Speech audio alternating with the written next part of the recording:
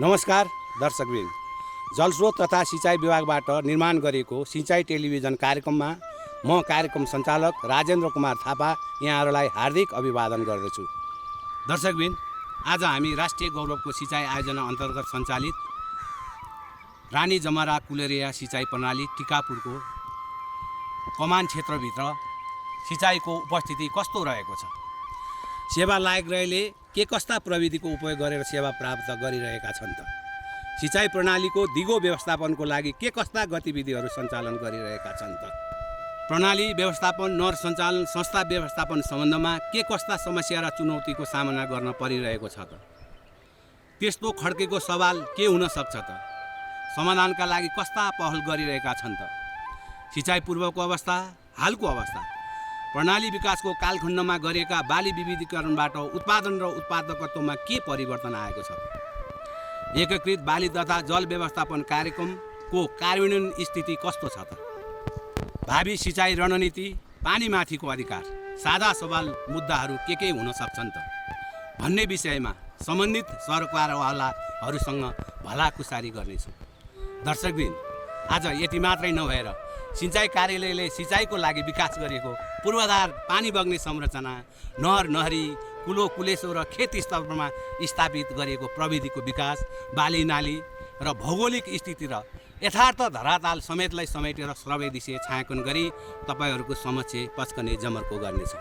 रानी जमरा कुलेरिया सिँचाइ कुलोको ऐतिहासिक पक्ष निकै रोचक र अनुसन्धान एवं अनुसरण योग्य छ। अघिल्लो अङ्कमा हामीले रानी जमरा कुलेरिया सिँचाइ प्रणालीको कुलो आधुनिकीकरण, मुहान एकीकरण तथा पक्की संरचना निर्माण एवं उपभोक्ता स्वास्थ्यको सुदृढीकरणका साथै कृषि आधुनिकीकरणका सम्बन्धमा मोटामोटी चर्चा त गरेका थियौँ। आजको अङ्कमा हामी यस सिँचाइ प्रणालीमा अस्तित्वमा रहेका 3वटा कुलो प्रणालीका उपभोक्ता संस्था र तिनका प्रतिनिधिसँग कुलो सञ्चालनका प्रक्रिया र समस्याका बारेमा चर्चा गर्नेछौँ।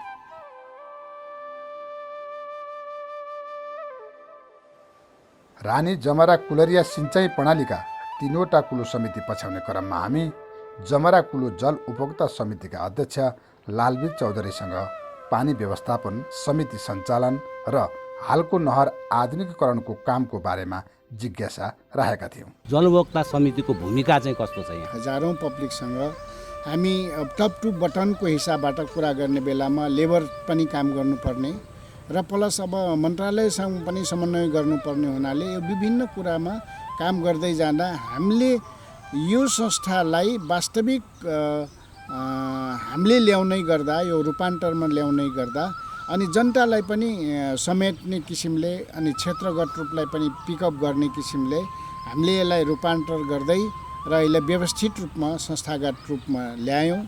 अब नेपाल सरकारले जुन सहयोग गर्यो त्यो सहयोगको अवधारणा स्वरूप हामीले चाहिँ नि यसलाई सफल छौँ र व्यवस्थित रूपमा गरिरहेछौँ।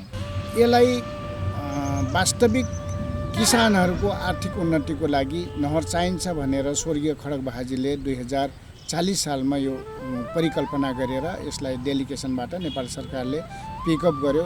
त्यो मानेमा पनि देशहरुको रूपमा जुन गर्यो, अब नेपाल सरकारलाई हामीले एकदमै धन्यवाद दिन चाहन्छौँ।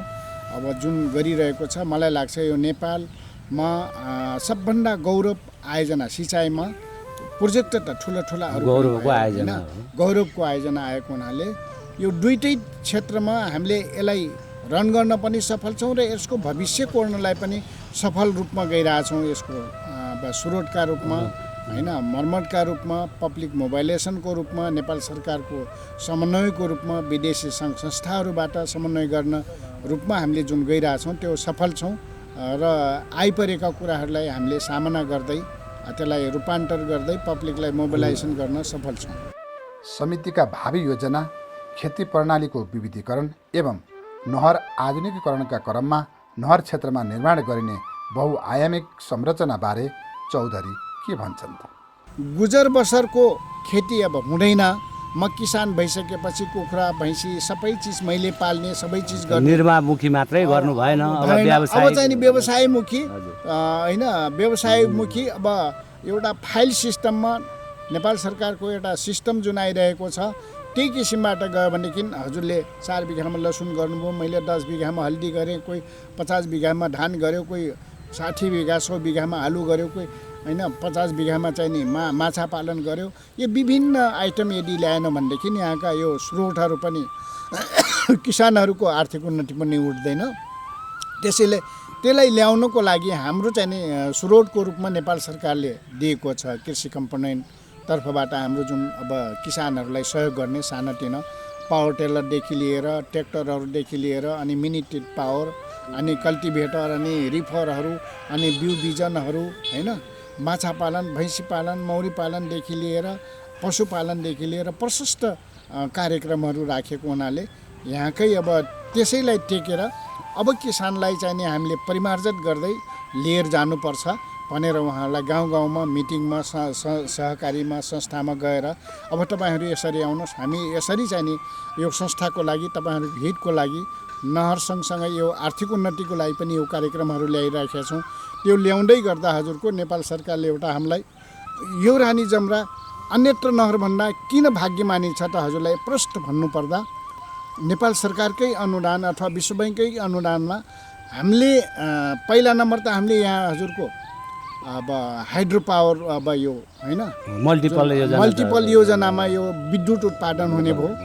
त्यसबाट हामी एकदमै खुसी छौँ, निर्भर हुने भयो। त्यसपछि सँगसँगै हामीलाई कोल्ड स्टोरको लागि पनि यहाँका किसानहरूको अब विभिन्न अब कृषिजन्य वस्तुहरू उत्पादन भएको कोल्ड स्टोर सञ्चित गर्नलाई सँगसँगै यो दुईटै अब हाइड्रो पावर र कोल्ड स्टोरले पनि यो 3-4वटै संस्थालाई कम्तीमा पनि दीर्घकालीन स्रोतको रूपमा पनि लिने र अर्को स्रोतको रूपमा अलि मल्टिपलको हिसाबबाट चिसापानीदेखि लिएर ठाउँ ठाउँमा एउटा पर्यटकीय स्थलहरू बनाउने।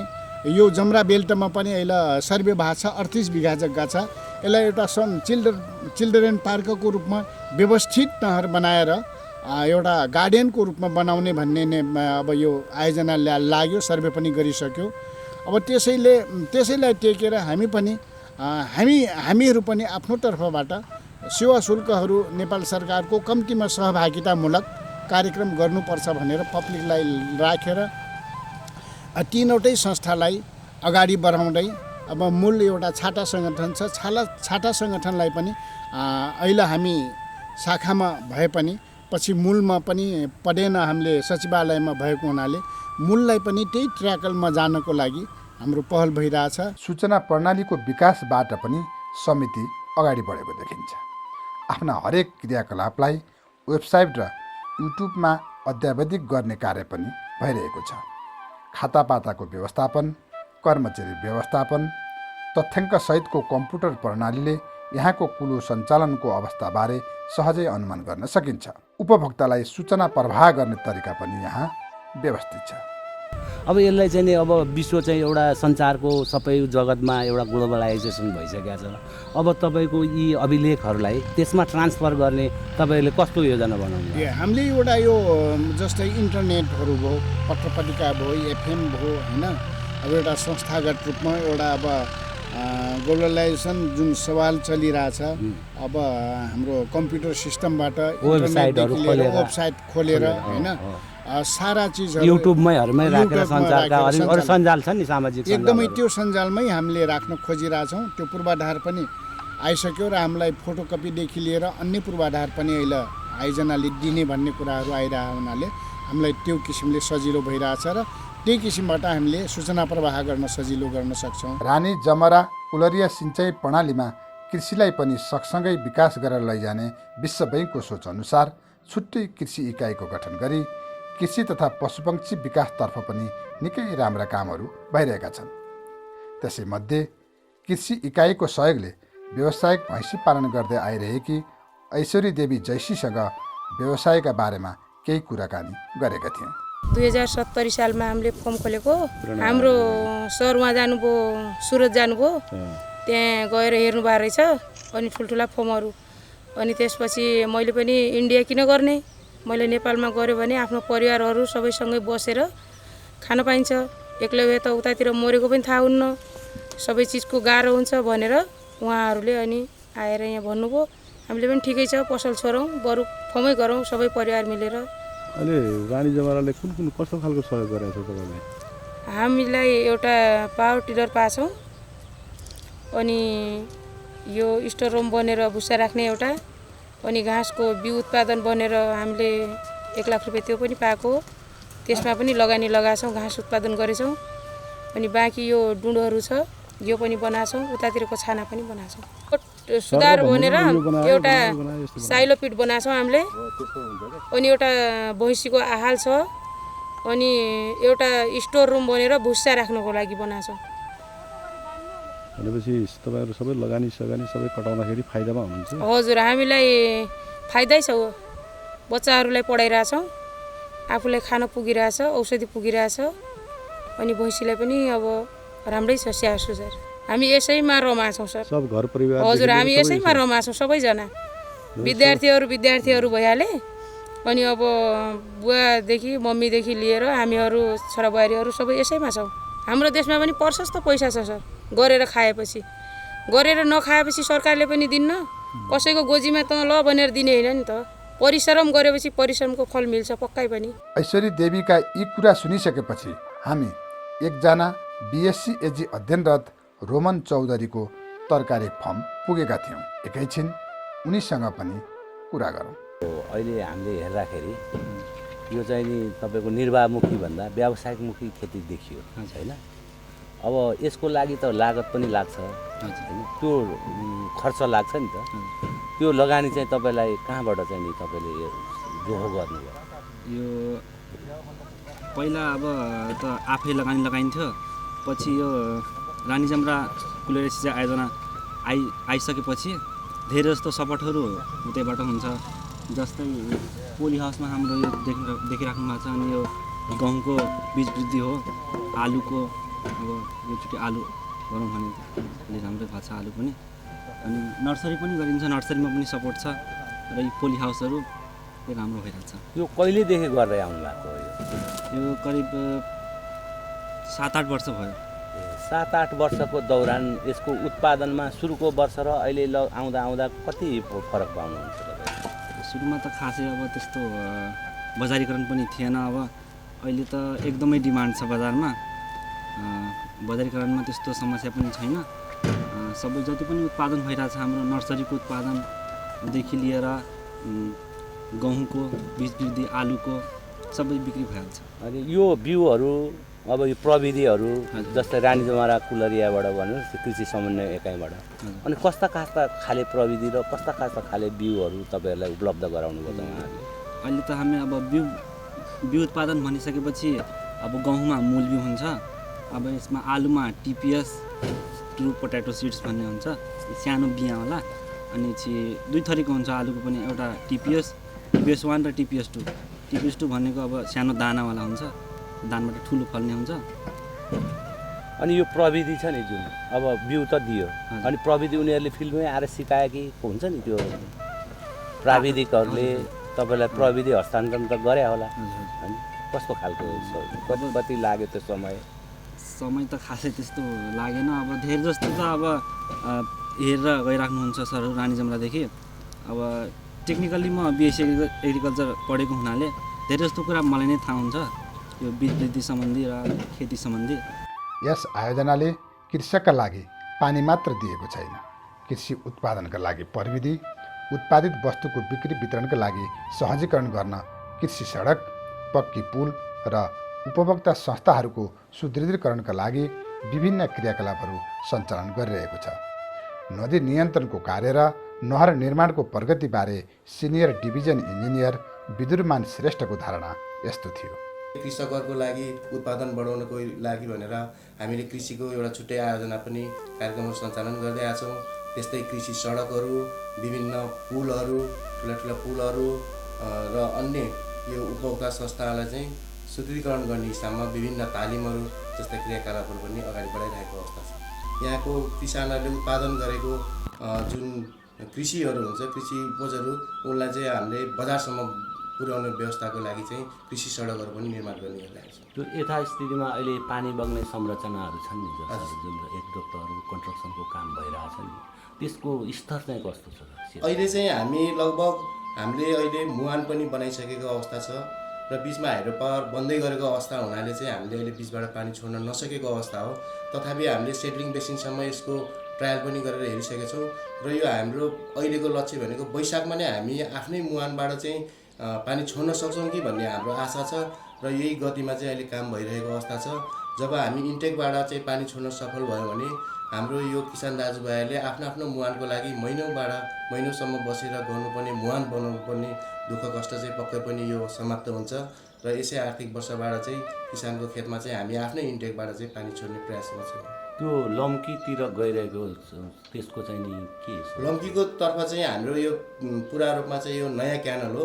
यसमा चाहिँ करिब 14 किलोमिटर हाम्रो चाहिँ क्यानल छ र यसमा चाहिँ हामीले 6 किलोमिटर चाहिँ लाइनिङ गरेर सकिसकेको अवस्था छ र 14 किलोमिटरसम्मकै स्ट्रक्चरहरू हामीले लगभग कम्प्लिट अवस्थामा छ र बाँकी रहेको 8 किलोमिटरमा पनि अहिले हामीले माटोको काम गरिरहेका छौँ। केही प्राविधिक समस्या भएको कारणले गर्दा अहिले हामीले सम्पन्न गर्न नसके पनि यो निकट भविष्यमा नै यो पनि सम्पन्न हुने अवस्थामा छ र यसका जुन क्याडहरू कमान एरिया डेभलपमेन्टका कामहरू पनि त्यसको अहिले अध्ययन कार्य भइरहेछ र अलिकति यो मौजा सम्बन्धी कार्य र रुख कटान सम्बन्धी कार्यले गर्दा केही ढिलो हुन गएको पक्कै पनि हो। अब यो पनि समस्या समाधान भइसकेको हुनाले अब छिटै नै त्यो पनि पुरा हुँदैछ। कृषि इकाइको कामप्रति उपभोक्ता सन्तुष्ट देखिन्छन्। कृषियोग्य जमिन नमासिउन्, जग्गाको खण्डीकरण नहोस् र राज्यले अरबौं लगानी गरेर निर्माण गरेका संरचनाहरूको सही सदुपयोग होस् भन्ने उद्देश्यले कृषिलाई पनि सँगसँगै लिएर जाने नीति अनुरूप यस आयोजनाभित्र छुट्टै कृषि इकाइ खडा गरी विविध कार्यक्रमहरू भइरहेका छन्। कृषि इकाइका आयोजना कोअर्डिनेटर भरत कणेल इकाइबाट सञ्चालित कार्यक्रमबारे यसो भन्नुहुन्छ। मत्स्य उत्पादनमा जस्तो पोखरी निर्माणमा सहयोग गर्ने, त्यसपछि अब ह्याचरीमा बिल्डअप गर्ने, त्यसलाई हामी तपाईँको एउटा अन्तबाट सधैँ कति अन्तबाट किसानले ल्याएको गर्ने बुढाहरू भनेर हामीले त्यसमा नै सहयोग गर्न गइरहेका छौँ। यी प्रकारका क्रियाकलापहरू छन् सामान्यतया। अब कृषि यसै पनि ठुलो क्षेत्र हो, त्यो कारणले अब धेरै हरेक कुराहरू अब अरू तपाईँको पनि हाम्रो सपोर्ट हुन्छ। तालिमका क्रियाकलापहरू पनि हामीले सपोर्ट गर्छौँ विभिन्न त्यो उनी गरेर। अनि हाम्रो च्याउको पनि छ। त्यसपछि ल्याएर गरिब, मार्जिनल गरिब र सीमान्तकृत किसानहरू जो तपाईँको फ्रिड कमाइयाहरू अथवा मुक्त कमाइयाको लागि नै चाहिँ उहाँहरूलाई चाहिँ अलि बढी अनुदान हुन्छ। फेरि किनभने यसै पनि गरिब हुनुहुन्छ, स्रोतमा पहुँच उहाँको कम हुन्छ। त्यो कारणले गर्दाखेरि उहाँको जग्गाको साइज पनि ल्यान्ड पार्सल पनि एकदम सानो हुन्छ। त्यो कारणले गर्दाखेरि मूलतः तरकारीमा च्याउमा उहाँले गर्न सक्ने सहज हुने। अनि उहाँलाई हामीले चाहिँ टेक्नोलोजीसहित खालि च्याउको बिउ दिएर गर्नुहोस् भन्दैनौँ, टेक्नोलोजीसहित तालिम गराएर 3 दिनको तालिम गराएर उहाँलाई फिल्डमा प्र्याक्टिकल ट्रेनिङ गराएर पनि हामीले गरेका छौँ। वीर पुर्खाले अथक प्रयासबाट करिब 120 वर्ष अगाडि निर्माण गरिदिएका यी संरचनाले कैलाली जिल्लाको टिकापुर क्षेत्रलाई उर्वर बनाउन कति योगदान पुर्याए त्यसको बयान यतिले मात्र पुग्दैन। आजको कार्यक्रममा हामीले जमरा कुलोका अध्यक्षसँग त्यसको बारे केही जानकारी लिने प्रयास गऱ्यौँ। अझै रानी कुलो र कुलरिया कुलोका कुरा सुन्न बाँकी नै छ। अर्को अङ्कमा हामीले उनीहरूका कुरा पनि सुन्नेछौँ। त्यतिन्जेलसम्मलाई आजको कार्यक्रमबाट बिदा माग्छौँ। नमस्ते। लामो समय मेहनत, परिश्रम, लगानी खर्चेर स्थापना गरिएको सिँचाइ प्रणालीको सबल सञ्चालन र व्यवस्थापनले मात्र सिँचाइको उद्देश्य प्राप्त हुने रहेछ। सबल संस्था, उत्कृष्ट जलभोक्ता समिति, कुशल व्यवस्थापक, सक्रिय किसान सिँचाइ व्यवस्थापनको लागि वरदान साबित भएका छन्। उपलब्ध भएको पानीको थोपा थोपाको सदुपयोग गरी निर्वाहमुखी खेती प्रणालीबाट माथि उठी व्यावसायिक वातावरण मैत्री खेती सञ्चालन गर्नुपर्ने हतारो भइसकेको छ। हामीले सम्बन्धित सरकारवालाको व्यक्त अभिव्यक्तिलाई प्रस्तुत गरेका छौँ। यसका लागि एकीकृत बाली तथा जल व्यवस्थापन कार्यक्रम सार्थक बन्न सक्छ। यहाँहरूलाई आजको कार्यक्रम कस्तो लाग्यो? कार्यक्रमप्रति कुनै सल्लाह, सुझाव, जिज्ञासा वा प्रतिक्रिया भए हामीलाई सेयर गरिदिनुहोला। आगामी कार्यक्रममा तपाईँहरूको प्रतिक्रियालाई समेटेर परिमार्जन गरी अझ परिष्कृत रूपमा पस्कने जमर्को गर्दछौँ। हस्त यो कार्यक्रमबाट म सञ्चालक राजेन्द्र कुमार थापा तपाईँहरू बीच ओझेल हुन चाहन्छु। हस्त, धन्यवाद, नमस्ते।